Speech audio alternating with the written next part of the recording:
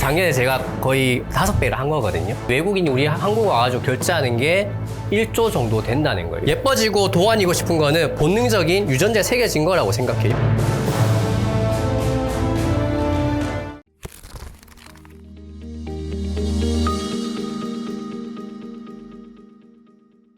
격월 이건규 시간이 돌아왔습니다. 안녕하세요. 네, 안녕하세요. 생각해보니까 되게 너무 오랜만이어가지고 네. 12월에 제가 입원해 있을 때 네, 맞습니다. 송일아 기자랑 네. 같이 대담을 하셔가지고 보고 네. 싶었습니다. 아, 예, 보고 싶었습니다. 예, 네. 감사합니다. 시장이 네. 와 난리가 났네. 지금 저희가 2월 4일 수요일 네. 장 마감 이후에 오후 늦은 시간에 찍고 있는데 아니 코스피 5천 시대가 열렸는데 네. 이제 5,371이에요. 네. 이거 뭐 5,500도 이제 바로 손 닿으면 갈 것 같고 네. 굉장히 빠르게 오지 않았습니까? 좀 어떻게 보세요? 네. 근데 저는 계속 작년 중반부터 긍정적으로 말씀을 드렸었고, 그쵸, 그쵸. 그 12월 달에 나왔을 때도 이번 올해가 가기 전에 사자라는 거였어요. 그러니까 올해 상반기를 저는 굉장히 좋게 봤었기 때문에 올해 상반기가 오기 전에 무조건 사자라는 주의였고, 근데 이제 지금도 여전히 좋게 보는 부분은 지금 시장에서 기대치보다 오히려 뭐 반도체라든지 주요 업종들의 지금 갖고 있는 기대치보다 오히려 더 좋게 나올 수 있다라고 저는 생각하고 있는 부분이 있기 때문에 네. 그런 부분 현실화된다고 하면은 상반기 내에 저는 6천도 달성 가능하다라고 보고 있어서 상반기 내 6천. 네. 그래서 여전히 뭐 지수가 좀 부담스러울 수는 있어도 이게 단기적으로 많이 올랐기 때문에 뭐 추가적인 상승 여력은 존재한다라고 보고 있고요. 다만 이제 여기에는 가정이 하나 들어가 있는 것 같기는 해요. 가정. 예, 그러니까 미국이 이상한 짓만 하지 않는다면. 네, 그래서 미국에서 뭐 엉뚱한 뉴스, 뭐 정치적인 뉴스, 뭐 이런 부분들이 사실 우리가 예측하기 좀 어렵다 보니까 그런 뉴스만 없다라고 하면은 펀더멘털만 보면은 저는 6천 상반기에 도달해도 크게 이상하지 않다라고 여전히 보고 있습니다. 이야, 셉니다. 네. 작년부터 계속 세게 말씀드렸었죠. 요런 네. 말씀은 제가 이걸 썸네일로 쓰겠다는 얘기입니다. 아니 그리고 또 요즘에 보면 네. 우리 또 이게 이건규 대표님이 네. 주식계 허준 선생님 아닙니까? 아, 네. 허준 선생님 이제 막 네. 줄을 서시오. 아, 막 의원에 네. 막 사람이 몰려들 때 요즘에 네. 네. 투자자들이 이제 예금에서 증시 쪽으로 머니무브 엄청나다면서요. 네. 어떻게 체감이 되세요? 근데 저희 쪽에는 뭐 느껴지기는 사모펀드니까. 하지만 사모펀드니까. 이제 좀 제한적인 부분이 있을 수 있어요. 왜냐면은 한 가지 가장 좋게 볼 수 있는 대표적인 지표는 이제 고객 예탁금이거든요. 이제 고객 예탁금이 이제 단기간 내에 50조에서 지금 100조 원까지 올라온 상황이기 때문에 머니무브가 있었다라고 분명히 수치적으로 확인할 수 있는 부분이고요. 다만 이제 처음에 주식시장에 들어오시는 분들은 이게 저희 같은 자산운용사의 돈을 맡기기보다는 이제 직접 투자를 하시는 경우가 굉장히 좀 많아요. 그래서 저희 어깨 이제 뭐 수혜로 돌아오고는 있지만 뭐 시장이 이제 50조에서 100조 정도 늘어난 고객 예탁금이 늘어난 속도로 저희한테 돈이 들어오는 건 아니다. 뭐 이렇게 봐주시면 될 것 같습니다. 전문 투자자분들이나 사모펀드 관심 있으신 분들은 르네상스 자산운용이라고 한번 찾아보십시오. 그 훌륭한 분이 계십니다. 네. 그 혹시나 네. 과열 신호로 읽히는 부분은 없습니까? 예를 들어서 오늘 네. 2월 4일만 하더라도 네. 별다른 뭐 호재도 없는데 네. 약간 왜 이제 스쳤는데 홈런 맞는 것처럼 스치면 상한가 가는 것들이 이제 막 나오더라고요. 네. 근데 지금 장세는 좀 저는 이게 순환매 장세라고 보고 있어요. 그래서 어떤 날에는 이제 자동차가 올랐다가 어떤 날에는 2차전지, 어떤 날에는 뭐 방산, 어떤 날에는 뭐 반도체, 뭐 오늘 같은 경우에는 뭐 자산주가 오르고 뭐 이런 것들이 전체적인 시장이 조금 상향 에너지가 좀 세다 보니까 여기저기 그냥 한 군데서 튀어나오고 있긴 하지만 근데 이게 또 막 트렌디하게 자산주가 막 계속해서 가고 막 이런 흐름은 아닌 것 같긴 하거든요. 네. 그래서 지금은 어떻게 보면 좀 이제 시장에서 이제 수익률 게임이 본격적으로 시작이 됐고 그러다 보니까 여기저기서 이제 수익률 게임이 벌어지고 있다라고 저는 보이는 것 같아요. 수익률 게임. 네. 이거 사실은 이제 순환매 장세, 물론 이제 장 전반적으로 좋긴 합니다만, 네. 순환매 엇박자 타면은 네. 강세장에서도 잃잖아요. 그렇죠. 그래서 저는 지금 포트폴리오를 최근에는 좀 변화를 좀 줄이려고 많이 노력을 하고 있어요. 왜냐면은 이게 좋다고 해서 달려들면은 또 그게 이제 끝물인 경우가 되게 많고 그 트렌드가 굉장히 좀 짧게 나타나고 있다 보니까 저희 뭐 투자자분들도 그렇고 뭐 저희 뭐 기관 투자자 입장에서 봤을 때도 마찬가지지만 이게 섣불리 막 뭔가가 좋다고 해서 갔다가 이게 또 이제 끝물을 타게 된 경우가 굉장히 있을 수 있거든요. 그리고 내가 좋다고 생각했던 거를 잠깐 버리고 지금 좋은 거 좀 갈아타자라고 해서 이제 갈아타면은 내가 이제 버린 게 갑자기 이제 급등을 하고 뭐 이런 것들이 순환매 장세에서는 되게 빈번하게 발생할 수 있는 것 같아요. 그래서 지금은 좀 매매를 자제하고 좀 깔아놓고 그냥 좀 기다리는 투자를 오히려 해야 되지 않나라는 생각이 드는 것 같아요. 그렇게 이제 엇박자 잘못하면 이제 멘탈 나가죠. 네. 근데 사실 이제 이게 주식, 엇박자를 몇 번 네. 잘못하면은 수익률을 확 까먹을 수 있는 그렇죠. 부분이 있죠. 근데 또 주식 초보분들은 또 그렇게 네. 또 몇 번 겪어 보셔야 또 알기도 해요. 네, 그럴 저도 수 옛날에 있죠. 그거 많이 했습니다. 네. 근데 진짜 변동성이 물론 이제 올라가면서 생기는 변동성이긴 한데 네. 2월 4일에는 1.57% 코스피가 올랐고 2월 2일에는 5.26% 사실 이 정도면 거의 폭락이라는 표현을 씁니다. 네. 그 바로 다음날 6.84% 오르고 네. 야, 이 정도의 변동성 근데 그것도 강세장에서의 변동성은 어떻게 좀 이해를 해야 될까요? 이게 저는 이제 뉴스가 너무 좀 헤드라인을 좀 자극적으로 뽑는 경향도 좀 있다고 생각을 해요. 그래서 이제 미국 시장 폭락 뭐 이런 뉴스를 보고 제가 아침에 지수를 확인해 보면은 뭐 몇 퍼센트 안 빠진 경우가 되게 많아요. 뭐 0.5%, 1% 빠졌는데 1%. 미국 주식 시장 폭락 뭐 네. 이렇게 뉴스가 나오고 뭐 이제 얼마 오르지도 않았는데 막 폭등 이런 기사들이 되게 많이 나오다 보니까 사람들을 이제 뭐 약간 흥분하게 만든다고 할까요? 저는 뭐 그런 느낌이 좀 들어서 조금 자제할 필요가 있지 않을까라는 생각이 드는 것 같고요. 그리고 5% 넘게 빠진 날 그 전날 미국 시장이 S&P 지수가 몇 퍼센트 빠졌냐면은 0.5% 빠졌어요. 근데 헤드라인 뉴스는 미국 시장 폭락, 뭐 연준 의장 교체로 인해서 그렇죠. 케빈 이제 허시. 뭐 이제 난리 날 것처럼. 이제 자산을 축소하면서 이제 유동성장 파티 끝났다. 뭐 이런 식의 뉴스가 나오다 보니까 이제 사람들이 이제 겁을 많이 먹었던 것 같고요. 그리고 이제 그 다음 날 미국 시장이 반등했는데 그 반등한 퍼센트도 0.5% 반등했어요. 근데 우리나라 시장은 6% 넘게 반등을 한 거였거든요. 그래서 이런 부분들이 좀 과도하다. 약간 이런 느낌을 좀 받게 되는 것 같아요. 그리고 저는 한 가지 좀 유의했으면 좋겠는 거는 네. 이제 작년까지는 AI 기업 혹은 빅테크 기업들이 좀 같은 방향성을 움직이는 부분이 좀 있었거든요. 그래서 이제 실적이 좋을 때는 다 같이 좋아지고 안 좋을 때는 좀 다 같이 안 좋고 이런 것들이 있었다고 하면은 네. 이제 지난해 한 12월부터는 조금 달라진 부분들이 그러니까 업체별로 조금 수익성이 좀 갈라지는 모습을 좀 보였어요. 대표적인 게 오라클의 실적이 이제 기대보다 못하면서 AI 버블이니 뭐 AI 끝난 거 아니냐 뭐 이런 식의 뉴스가 나왔었고요. 근데 이제 그 뒤를 이어서 이제 마이크론 테크놀로지 실적이 좋게 나왔고 네.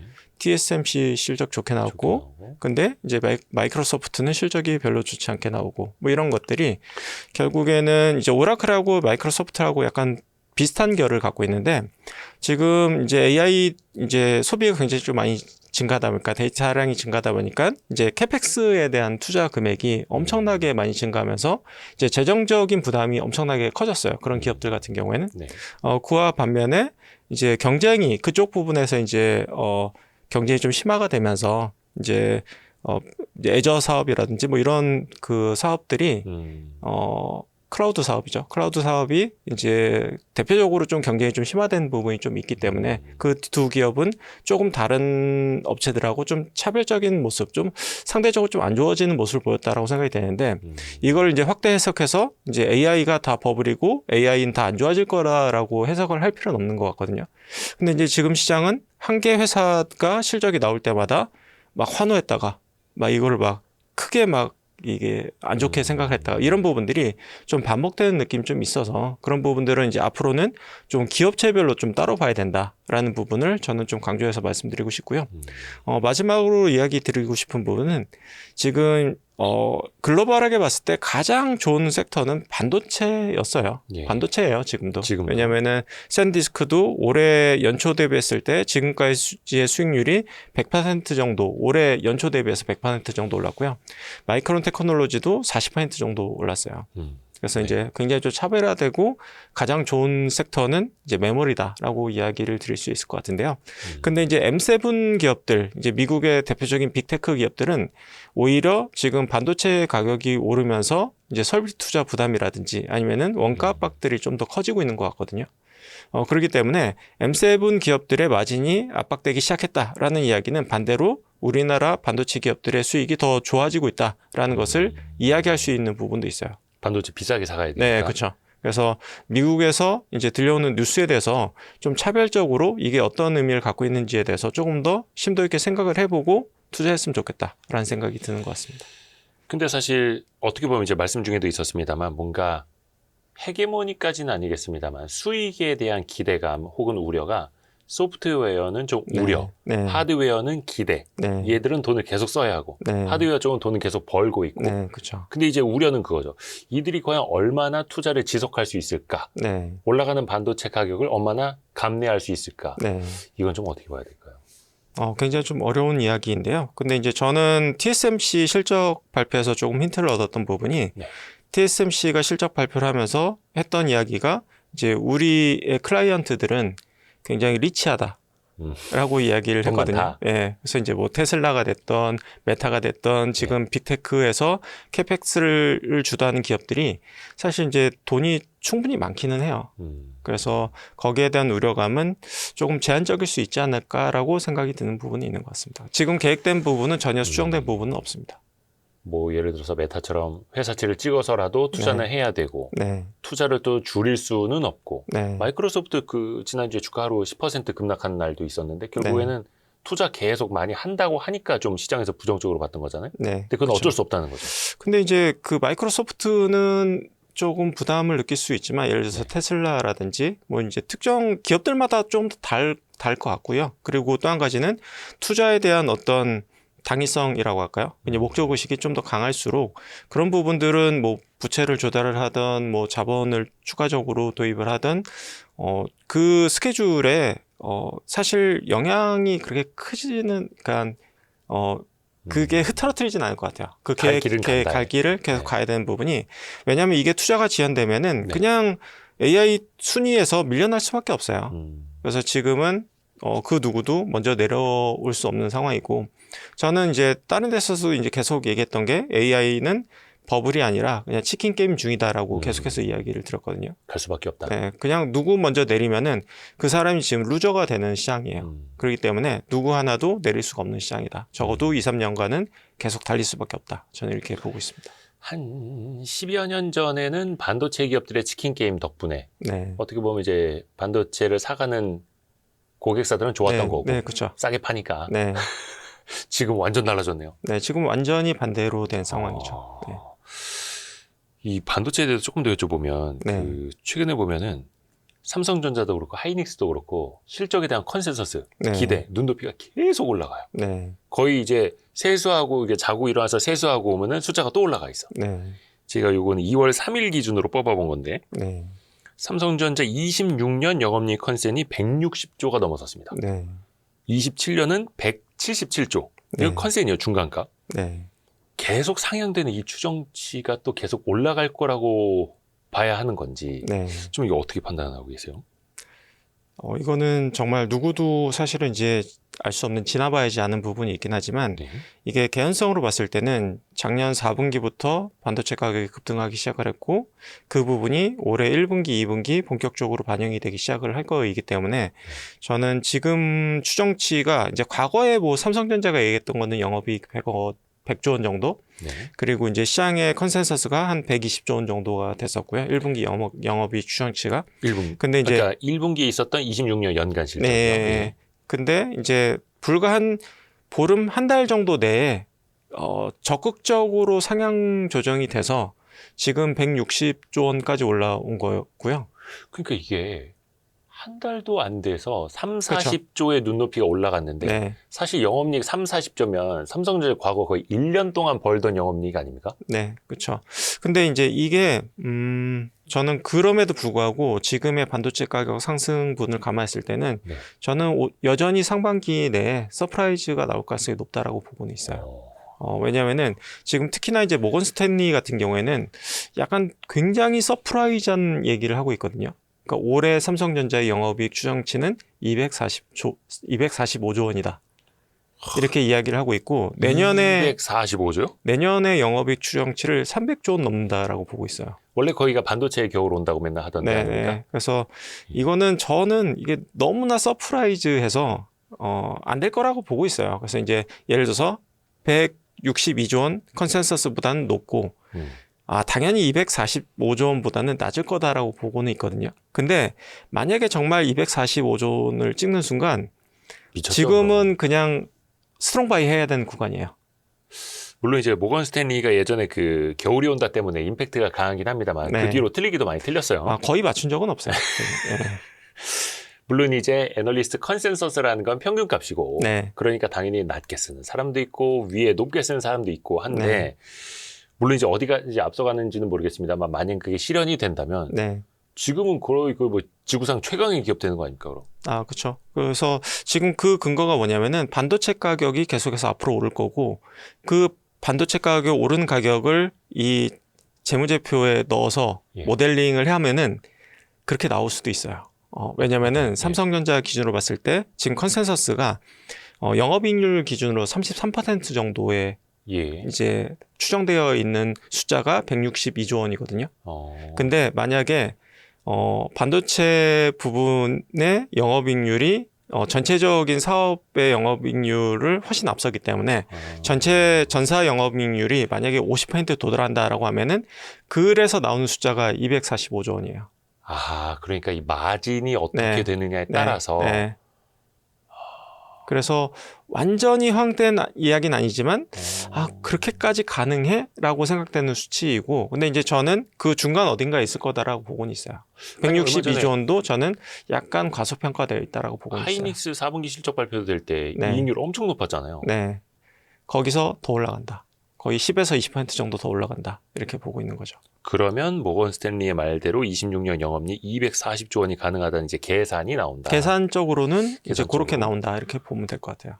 근데 예를 들어서 삼성전자가 지금 시가총액이 이제 우선주 빼고 1000조가 조금 안 되니까 네. 뭐 한 예를 들어서 200조를 버는 회사를 1000조에 살 수 있다면 네. 그럼 5배 주고 사는 엄청 건데. 싼 거죠. 네. 근데 이게 과거에는 시클리컬, 네. 사이클 타는 기업이고 저렇게 한 2, 3년 가다 또 엄청난 조단위 적자를 보니까 네. 고평가를 못 해줬던 건데 네. 그러면 그것도 이제 좀 뒤집을 수 있을까요?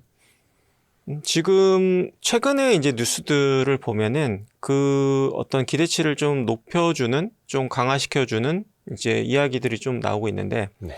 그게 뭐냐면은 최근에 이제 인텔 CEO가 얘기했던 부분이 2028년까지 이제 수급 불안이 꺾이지 않고 반도체 쇼티지는 계속될 것 같다라고 언급을 했고요. 28년도까지. 네. 그리고 테슬라의 이제 머스크 CEO 같은 경우에는 28년도에 오히려 이제 AI 지금 늘어나는 투자 수요를 감안하면은 28년도에 오히려 공급 부족이 더 심화된다라고 이야기를 하고 있어요.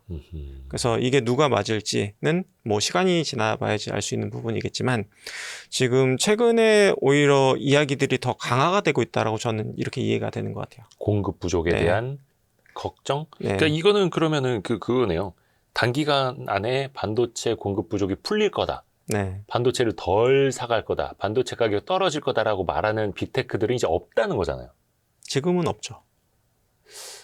아예 없는 것 같아요. 그렇죠. 네. 저도 그런 얘기 못 네. 들어봐가지고. 왜냐면은 그래서. 지금은 오히려 사재기가 보여지고 있는 부분이 오히려 있거든요. DRAM까지. 네. 그래서 어떻게 보면 삼성전자 하이닉스는 말 그대로 이제 네. 잔치집 분위기인데. 네. 그래서 아까 좀 밸류에이션을 여쭤봤습니다만 네. 앞에서 샌디스크 이야기도 잠깐 해주셨고 네. 마이크론 뭐 샌디스크 오른 거 보면요. 네. 삼성전자 하이닉스는 보합 아닙니까? 제 눈에는 보합처럼 보이던데. 샌디스크 같은 경우에는 지금 1년도 안 되는 시간 동안 작년 한 6월부터 본격적으로 오르기 시작을 예. 했고요. 그때부터 이제 10배 지금 올랐어요. 1년이 안 된 기간 동안 10배 올랐고, 네, 엄청나게 올랐죠. 삼성전자는 한 10배 오르면 안 됩니까? 왜 오르다 말지? 이거 욕심인가? 네. 욕심일 겁니다. 예. 하늘은 안으로 굽는다고. 네.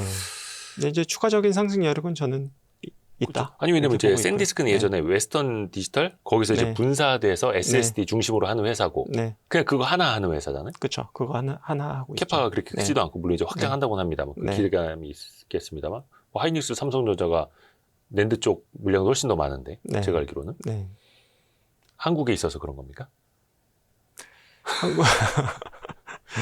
한국에 있어서 그런 것 같아요, 저는. 왜냐면은 아니, 네. 지금 이제 마이크론 테크놀로지가 지금 12배 정도, 샌디스크도, 근데 이제 이게 추정치마다 다른 게 추정치를 과하게 보는 데는 여전히 내후년 정도 기준으로 샌디스크가 4배라고 이야기하는 곳도 있어요.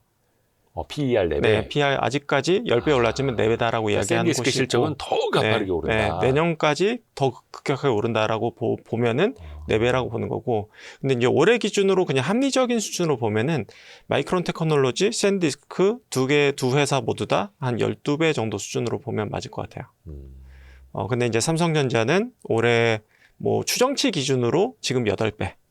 그 그리고 160조 네, 기준으로요? 네, 영업이익 160조 기준으로 8배. 네. 그리고 하이닉스 기준으로 봤을 때는 6배, PR 6배이기 때문에 뭐 하이닉스가 됐던 삼성전자가 됐던 올해 50% 주가 상승이 추가로 나와도 크게 이상하지는 않은 상황이다 이렇게 보여지는 것 같아요. 그러니까 많은 사람들 눈에는 하이닉스가 90만 원까지 오른 거, 네. 삼성전자가 16만 원 넘어선 거 네. 보서 어휴 주가가 이렇게 많이 올랐어 보이겠으나 네. 그래서 저도 어디 다닐 때 그 얘기 하거든요. 네. 그 주가 보지 말라고. 네. 그 안에 실적 보고 밸류 그쵸. 보면 여전히 싸다고.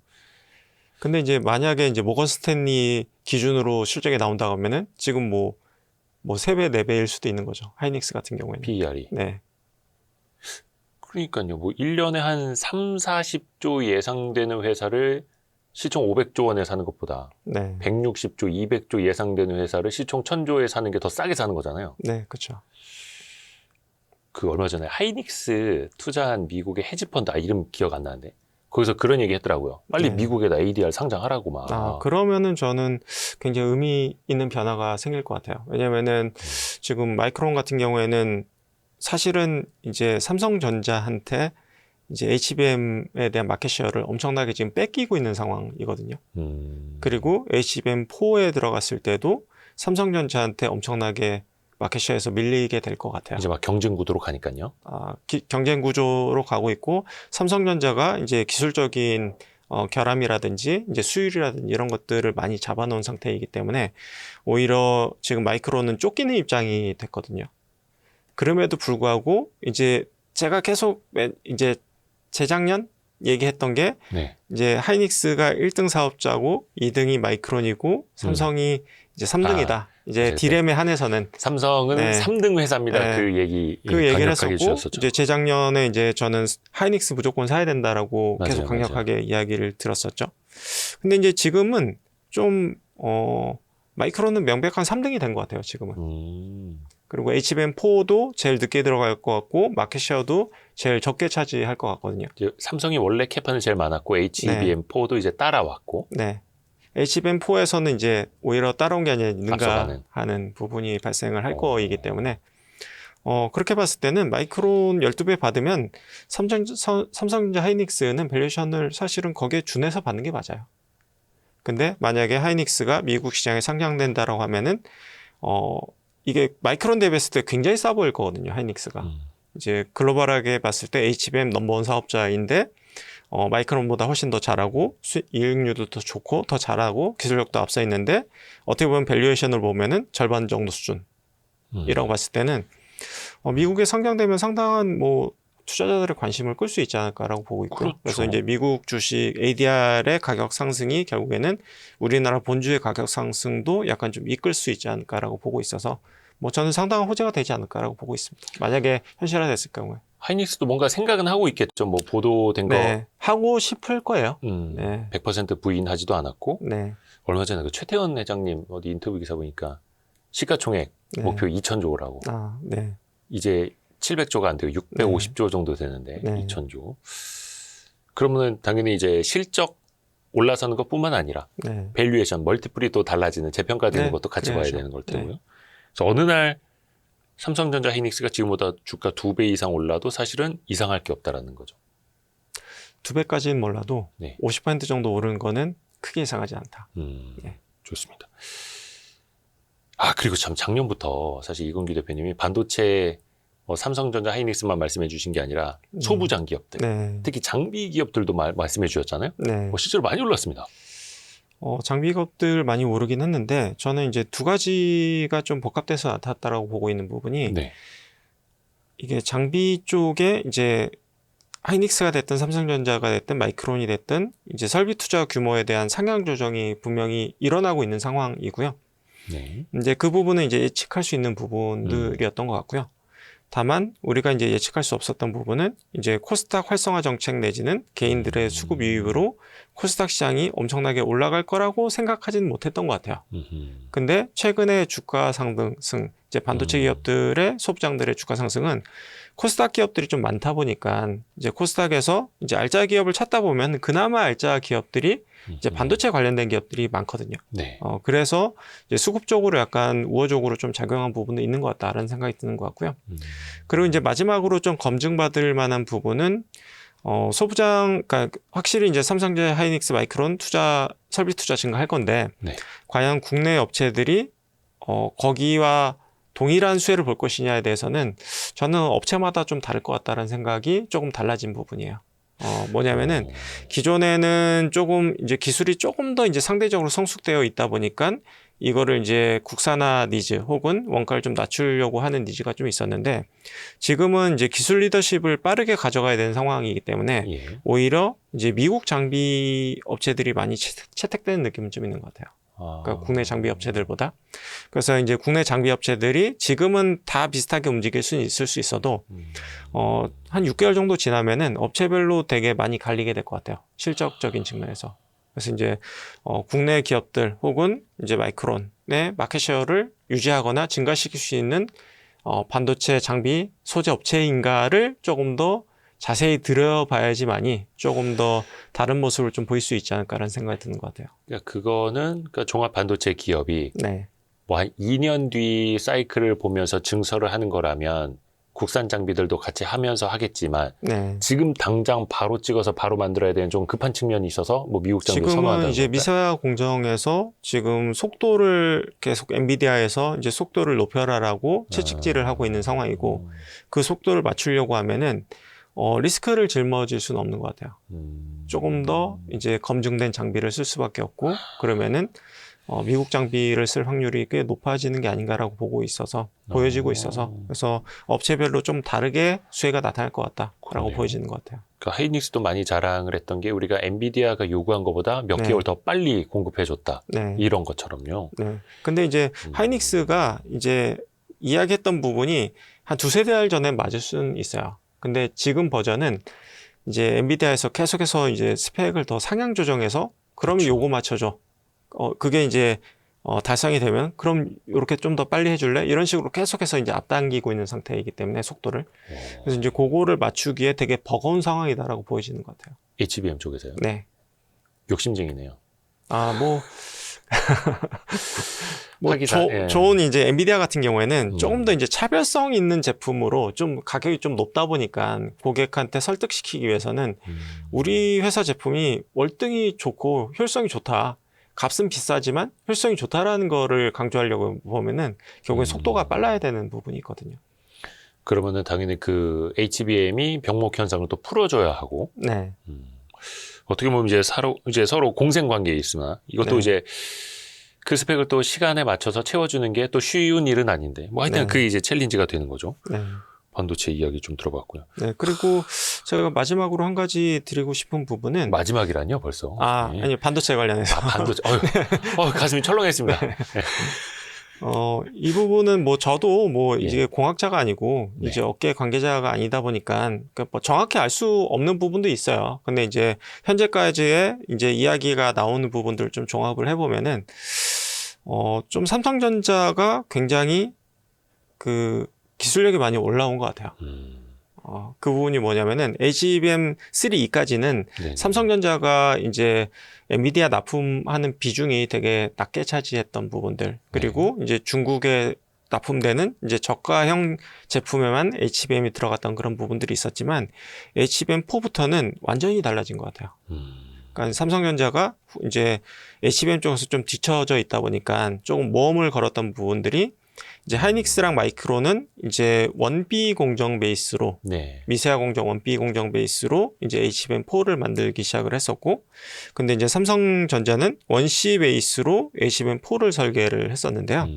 근데 이제 이게 굉장한 좀 모험이었어요. 왜냐면은 맞아요. 원B는 이제 좀 더 이제 수율이 안정화되어 있고 검증된 기술이었기 때문에 그 베이스로 HBM4를 만드는 거는 상대적으로 리스크가 낮지만, 이제 삼성은 이제 원B에서도 이제 수율을 못 잡았던 상황에서 그럼 우리는 원C로 가겠다라고 이야기를 했던 거고. 그때 되게 비판적이었죠. 네, 평가가. 그리고 실제로 초기에 수율이 안 잡혔었기 때문에 예. 얘네들 원가는 엄청나게 높은데 수율이 엄청 낮은데 납품하게 되면은 마진을 오히려 더 깎아먹는 거 아니냐라고 이제 의심의 눈초리를 좀 보고 있었는데, 네. 재밌는 부분은 최근 한 보름 한 달 사이에 이제 삼성전자의 원C 수율이 좀 많이 잡히기 시작을 한 것 같아요. 그래서 이제 완전히 게임 체인저로서의 좀 역할을 하게 된 것 같아요. 왜냐면은 똑같은 HBM4이지만 삼성전자의 HBM 칩이 좀 더 이제 속도적인 측면에서 더 빠르게 나올 것 같아요.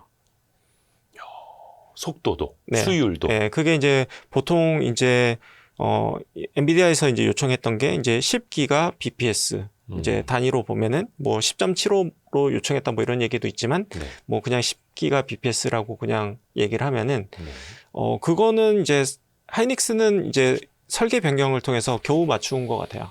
그러니까 계속 조금씩 이제 속도 더 올려줘 했던 거를 원B 공정으로 만들다 보니까 이제 겨우 그거를 가이드라인을 맞춰서 이제 납품하게 될 것 같고요. 근데 이제 삼성은 이제 뭐 들리는 얘기로는 뭐 11에서 12까지도 나온다, 속도가. 11에서 12? 예, 11에서 12기가 bps까지 나온다라고 하거든요. 왜냐면 원C 베이스로 만들었기 때문에. 근데 이제 수율이 잡힌다라고 하면은 만약에 이제 올해는 티가 안 날 거예요. 속도를 뽑아놓은 거에 대해서 티가 안 나겠지만, 왜냐면은 1년짜리 계약은 이미 다 완판이 되어 있고, 이제 하이닉스는 60% 정도 MS를 가져가게끔 1년치의 계약이 완료되어 있기 때문에 이게 이제 올해는 티가 안 날 거거든요. 근데 내년 됐을 때는 이미 이제 11에서 12 정도의 이제 속도를 뽑아놓은 상태이기 때문에 HBM4가 아니라 HBM4E가 됐을 때는 삼성전자가 가장 유리한 위치에 있는 것 같아요. 4의 그 다음 버전으로 가면은 네. 그때부터 완전한 역전. 완전히 유리해진다라고 봤을 때는 이제 올해는 티가 안 난다.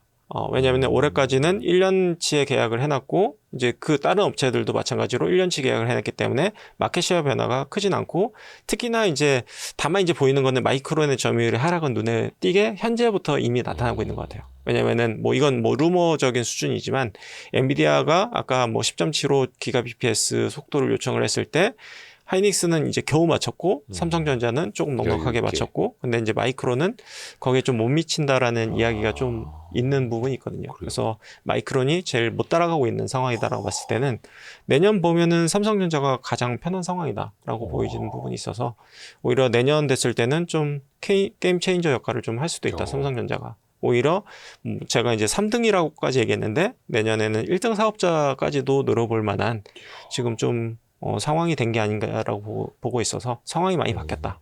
아니, 어떻게 이렇게 디테일하게 알고 계시지? 혹시 젠스너하고 치킨 드신 거 아닙니까? 손가락 같이 빨면서 같이 치킨 드신 거 아닙니까? 들리는 얘기들을 뭐 이렇게 종합을 해보면은 이제 또 리서치 그런 평소에 많이 하시니까. 부분들이 좀 반영이 되는 것 같고, 그리고 이제 제가 이제 작년 이제 4월에서 6월 뭐 그때쯤이었던 것 같은데, 이제 삼성전자가 좀 저점 기미가 좀 보이고, 이제 삼성전자가 재평가 되려고 하면은 이제 5가지의 요건이 있다라고 이야기를 한 적이 있었거든요. 예. 그게 작년 상반기였던가요? 네, 작년 상반기로 기억을 하는데, 근데 이제 그게 5가지가 거의 다 되어가고 있는 것 같아요. 그러니까 물론 완성은 안 됐고 다 된 부분은 아니지만, 뭐 예를 들어서 뭐 디램에서의 뭐 이제 수율 안정이라든지 이제 맞아. 파운드리 사업에서의 어떤 이제 추가적인 수주라든지 아니면 뭐 상법 개정이라든지 상법 개정 뭐 여러 가지 뭐 이야기를 드렸었는데, 그 부분들이 거의 다 지금 현실화돼 가고 있는 것 같아요. 그러네요. 네, 그래서 내년 됐을 때는 상당히 기대해 볼 만하지 않을까. 그러니까 올해부터도 좀 기대해 볼 만하다. 그래서 작년부터 격월이 건규 씨가 아마 꾸준히 보신 분들은 그 5가지 다 어딘가에 메모해 놓으셨을 거예요. 어딘가에 있을 건데. 왜냐면 그때 나오실 때마다 제가 계속 몇 개월 연속 체크를 했거든요. 근데 사실 그때 이제 이건규 대표님은 3등 업체다 비판을 하셨고 저는 이제- 동네 바보 형이라고 비판을 그렇죠. 했었고 이제 그 전까지는 그렇게 얘기했었고 저는 이제 5가지 요건을 얘기하면서는 이제 저점에 기미가 보인다라고 말씀을 드렸던 부분이었고요. 맞아요. 그러면서 이제 그때 9월 초에 긴급히 나오셔서 그래서 또 이제 반도체 사장님 최악은 지나는 것 말씀하셨고. 같고 5가지가 되면 추가적인 업사이드가 나온다라고 이야기를 드렸던 부분이 있었고요. 맞아요. 저도 그때 비유하기로서는 9회 말 투아웃 상황에서 네. 방망이 길게 잡고 역전 말로 홈런을 노리는 거다라고 네. 비유했던 거 생각나거든요. 네. 그게 되네요. 그러니까요. 야, 이게 아무튼, 정말 될지 몰랐는데. 참 근데 이게 또 이렇게 계속 돼가고 있는 것 리서치하고 같아서. 예, 네. 산업의 변화, 기업의 변화, 기술의 변화를 또 공부하는 게 그래서 또 재밌는 거죠. 그게 또 이제 수익이 또 되기도 하고 네. 재밌습니다.